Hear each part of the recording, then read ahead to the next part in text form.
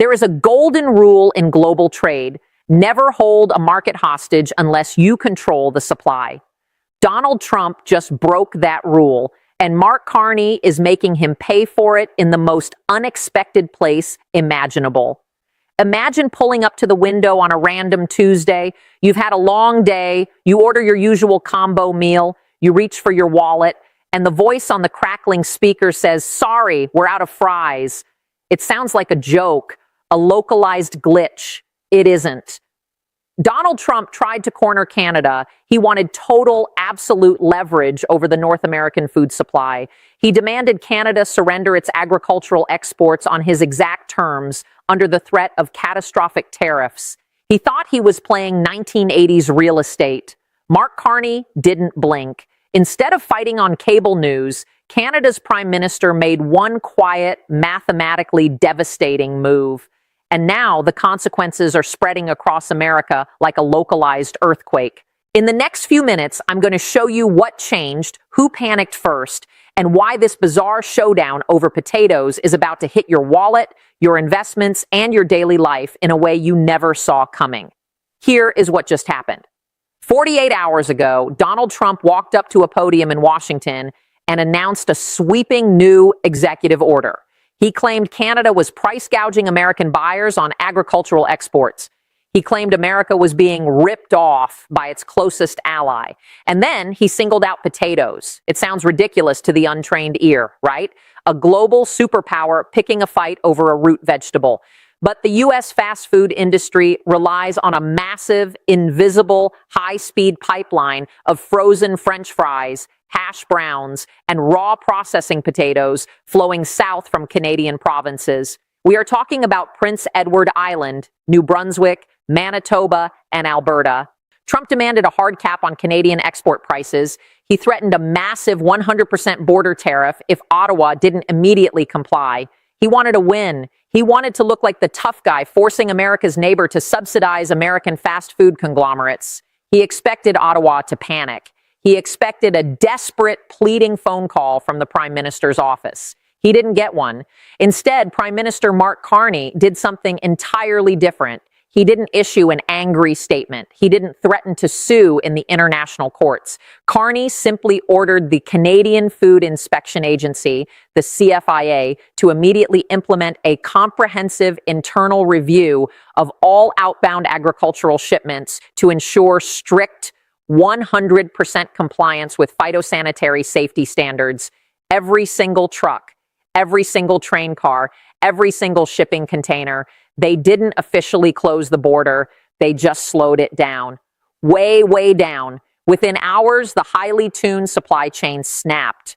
You need to understand how tightly wound the American food system really is. Fast food restaurants do not have massive freezers in the back holding a month's worth of inventory. They rely on just-in-time delivery logistics. The fries you eat on a Friday were likely crossing the border on a Tuesday. When those refrigerated trucks stopped crossing the border into Maine, Michigan, and North Dakota, the clock started ticking. Today, major U.S. fast food chains are scrambling. Distributors are issuing emergency warnings of immediate nationwide shortages. Franchise owners are staring at empty freezers. Trump thought he was squeezing Canada. Instead, he just locked up the entire U.S. fast food market overnight. You might be sitting there thinking, it's just potatoes. Surely America grows enough of its own food. How bad can it really be? Let me show you the receipts, because the math here is brutal and it heavily favors Canada. Receipt 1, the volume trap. America eats a staggering amount of French fries, and a massive, irreplaceable chunk of that comes directly from Canada. Look at the trade data from just the last few years. Canada exports roughly $2.7 billion worth of frozen French fries globally, and the vast majority of that goes straight into the United States at another $500 million in fresh potatoes. Companies like McCain Foods and Cavendish Farms, operating heavily out of Canada, are the lifeblood of the global fry market. Over 68% of Canada's total potato production is dedicated to processing. This isn't a side hustle for them. It is an industrialized, multi-billion-dollar machine optimized for the American drive-through. When Trump made his threat, he assumed America was the only buyer that mattered and that domestic farmers in Idaho or Washington state could just step in. But agriculture doesn't work like a light switch. You cannot magically conjure millions of tons of specific processing potatoes overnight. Receipt 2, the border chokehold. Here is what the cameras caught today at the border crossing in Woodstock, New Brunswick, and at the Pembina crossing in North Dakota. Miles and miles of refrigerated 18-wheelers just sitting there. The diesel engines are idling. The exhaust is filling the air. They aren't sitting there because Canada banned them from leaving. They are sitting there because Carney's government suddenly decided to strictly enforce every single agricultural safety check on the books. They are checking for microscopic nematodes. They are checking soil samples. They are verifying paperwork with excruciating bureaucratic precision. Legally, under WTO rules and the USMCA, Canada is completely within its rights to ensure food safety. Practically, it's an absolute unassailable blockade. You are watching a masterclass in weaponized bureaucracy, and the U.S. cannot do a single thing about it without violating its own trade agreements. Receipt 3, the Wall Street panic. The market felt the shockwave instantly. Look at the tickers for the big fast food conglomerates. Within 24 hours of Carney's move, stock prices for major U.S. drive-through chains started sliding into the red. Investors are pulling back. Why? Because Wall Street knows exactly what Trump doesn't. Fast food is a game of pennies. The profit margins on a burger are virtually non-existent. The French fry is the highest margin item on the menu. It costs cents to make and sells for dollars. It is the exact thing that makes a combo meal profitable. If you take away the fry, the entire business model collapses. You cannot run a profitable McDonald's, Wendy's, or Burger King on just meat and bread. Receipt 4, the corporate revolt. And the phone calls have already started. Reports are leaking out of Washington right now. The CEOs of America's biggest restaurant groups are not calling Ottawa to complain. They are calling the White House. They are furious. They are telling the Oval Office in no uncertain terms that if this Canadian supply line doesn't open up by the weekend, they will have to start crossing items off their menus. They will have to put printed signs in their drive-through windows explaining to angry, tired American voters why their favorite, cheapest meal is suddenly gone. Trump used the tariff as a weapon. He thought it was a sledgehammer that would smash Canadian resolve. But Mark Carney understands that in the modern, hyper-connected economy, supply chains are a scalpel. And Canada just made the first perfectly placed cut. This is exactly why Trump is losing control of the narrative and why his administration is currently panicking behind closed doors. He manages everything by impulse. He sees a problem, he yells, he threatens a tariff, he expects total obedience. It worked in New York real estate in the 1980s. You bully the contractor until they drop their price. It does not work in global trade in the 2020s. Trump is trapped by his own tactics. He escalated with threats. But you can't intimidate a global supply chain. You can't bully a frozen potato. You can't negotiate with a rotting vegetable in a delayed truck. When he threatened those tariffs, corporate America didn't cheer for his tough guy routine. They panicked. Here is the simple, devastating cause and effect chain that Trump triggered. He threatened the border. Companies immediately paused their purchase orders. The supply lines got nervous. Freight companies raised their shipping rates to cover the delay times. Wholesale prices spiked instantly. Franchise owners passed the cost to the consumer. Voters felt it in their wallets. And now the American consumer is going to pay the ultimate price for a political stunt. Trump wanted to look strong for the cameras, but right now, inside the West Wing, they are scrambling. They didn't have a backup plan. They don't have a strategic petroleum reserve, but for frozen fries waiting in an underground bunker somewhere. American farmers cannot instantly pivot to cover a multi-billion-dollar shortfall. Potatoes take time to grow. They require specific soil, specific weather, and massive, specialized processing plants that take years and billions of dollars to build. Trump picked a fight he absolutely cannot win quickly, and the longer it drags out, the worse he looks. His leverage just backfired. He tried to hold the U.S. market hostage, assuming Canada would pay the ransom just to keep the trade flowing. Instead, Canada just changed the locks on the building. And worse for Trump, his political allies in the American Midwest, the agricultural heartland, are starting to get incredibly nervous. If Canada is willing to play this hardball over potatoes, what happens when they decide to look at American exports heading north? What happens when Canada starts strictly inspecting American corn, American soybeans, or American dairy? Trump is discovering that in a trade war with your closest neighbor, everyone bleeds. But the guy who started it takes the blame. This is where you see the stark, undeniable difference in leadership. Look at Mark Carney. He doesn't fight like Trump fights. You will not see Carney rage tweeting at 3 a.m. You won't see him calling names from a podium or making wild, unsubstantiated claims about American farmers. Carney uses systems. He uses alliances. He uses the cold, hard, unforgiving math of global markets. He turns pressure into leverage. You have to remember who Mark Carney is. Before he stepped into the political arena, he ran the Bank of Canada. He ran the Bank of England. He spent years at Goldman Sachs. He understands global financial flows, logistics, and market vulnerabilities better than almost anyone else on the planet. He knows exactly how fragile the American consumer economy is to sudden, unexpected shocks. While Trump was screaming about tariffs on television, Carney was quietly picking up the phone to Europe and Asia. Sources claim the Canadian government is already fast-tracking export subsidies and logistical support to reroute those stalled shipments.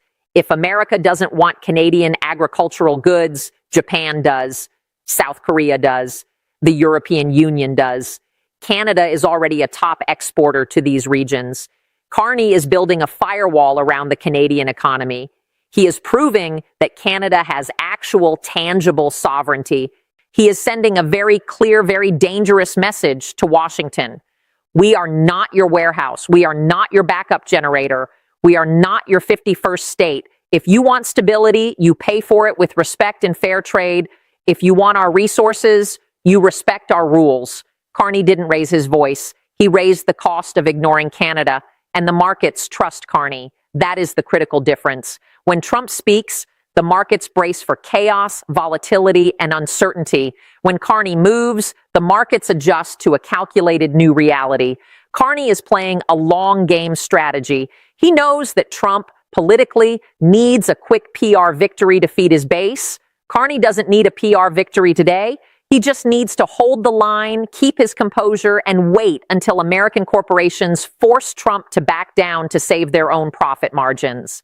He is letting Trump's own domestic pressure cooker do the work for him. You need to step back and look at the massive picture here. Because this is not just about fast food, it's about history shifting in real time right in front of our eyes. What this means for you sitting at home is profound. Even if you don't care about Canada, even if you haven't eaten at a drive-thru in 10 years, Canada touches your life every single day in ways you don't even realize. They provide the crude oil that gets refined in the Midwest to put gas in your car. They provide the uranium that powers American nuclear plants. They provide the aluminum in your vehicle's chassis. They provide the lumber in the walls of the house you are sitting in right now. If Donald Trump can break the food supply chain on a Tuesday just to score cheap political points on television, what happens next month? What happens when he gets mad about energy? What happens when he decides to slap a 100% tariff on Canadian electricity flowing into New England during a winter freeze? Prices will skyrocket. Jobs will vanish. Entire industries will grind to a halt. This potato standoff is a warning siren. It signals a complete collapse of U.S. leadership and global trust. Alliances are not just pieces of paper signed by men in suits. They are the invisible, vital threads that keep your groceries cheap, your gas tank full, and your lights on. Trump is taking a pair of scissors to those threads, convinced he can just tie them back together later. And the rest of the world is simply stepping back. They are watching America isolate itself. They are watching a global superpower pick reckless fights with its closest, most reliable, most integrated ally over absolutely nothing. The era of America dictating terms to the rest of the world without consequence is ending, and Trump is the one accelerating the collapse with his own two hands. There was a moment at Davos years ago, before Carney was prime minister, where he was asked about the future of global trade. He said something that went largely unnoticed then, but rings like a deafening bell today. He said, you cannot eat leverage. You cannot heat your home with a tariff. Eventually, reality always outbids rhetoric.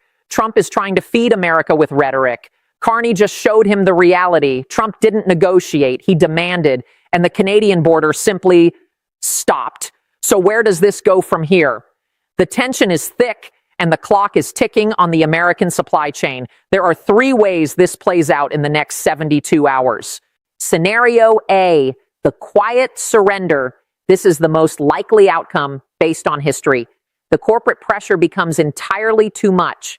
The fast food lobbyists, Wall Street executives, and panicked franchise owners corner Trump in the Oval Office. They show him the internal polling that proves American voters will violently turn on him the second their menu prices double and their fries disappear. Trump quietly drops the executive order late on a Friday night, claims he won a massive, beautiful secret concession from Canada, and the border checks go back to normal. Carney lets him have the fake PR win, knowing Canada actually won the war and secured its sovereignty. Scenario B, the escalation. This is the part where normal leaders usually calm it down, but Trump doesn't do calm. He doubles down to protect his ego. He orders the U.S. Border Patrol to start seizing Canadian assets or heavily taxing other imports. Carney, utterly unbothered, responds by cutting off a critical raw material, like lumber to the housing market, or even crude oil to Midwestern refineries. The dispute spirals violently from a localized food shortage into a full-blown macroeconomic crisis, sending both countries spiraling into a recession right before an election cycle. Scenario C, the unexpected reversal. Canada simply decides the U.S. is no longer a rational or reliable partner. Carney signs a permanent, multi-billion-dollar expedited agricultural pact with the European Union and the Indo-Pacific. The Canadian supply chains, the massive processing infrastructure, are permanently diverted away from the United States. America permanently loses its cheap, reliable source of food imports.